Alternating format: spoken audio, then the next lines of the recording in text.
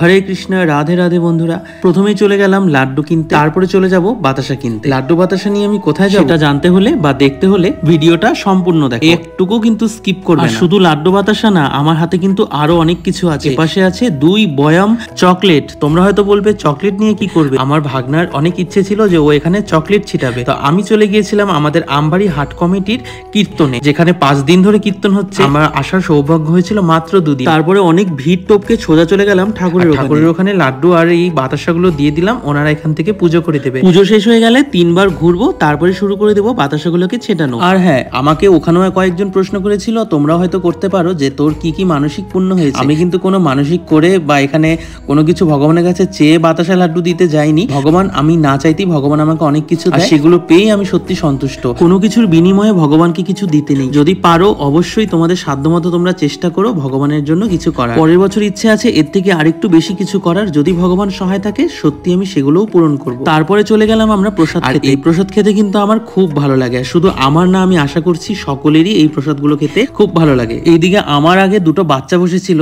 সবার কিন্তু খাওয়া কমপ্লিট হয়ে গেছে, এই বাচ্চা দুটোরা খাওয়া কমপ্লিট, এরা ওঠার নামই নিচ্ছে না। বারবার করে আমার ভাগনা বলছে ওট ওট, আর কত খাবি, এরা কিন্তু ওঠার নাম নিচ্ছে না। তারপরে কিন্তু দিয়ে দিল এখানে ভাত ডাল, আর তারপর দিয়ে দিল একটা বাঁধাকপির তরকারি। আর সত্যি এই ভাত ডাল বাঁধাকপির তরকারি খেতে না সত্যি অমৃতের মতন স্বাদ। তারপরে দিয়ে দিল পায়েস। তো পায়েস খেয়ে আবার চলে গেলাম কীর্তনে। আসলে 1-1.5 ঘন্টা আমরা কীর্তন শুনলাম। এবারে আমরা চলে যাব বাড়ি। যদি ভিডিওটা ভালো লাগে অবশ্যই ভিডিওটা একটা লাইক করে চ্যানেলটা সাবস্ক্রাইব করবে। দেখা হবে নেক্সট ব্লগে। টাটা।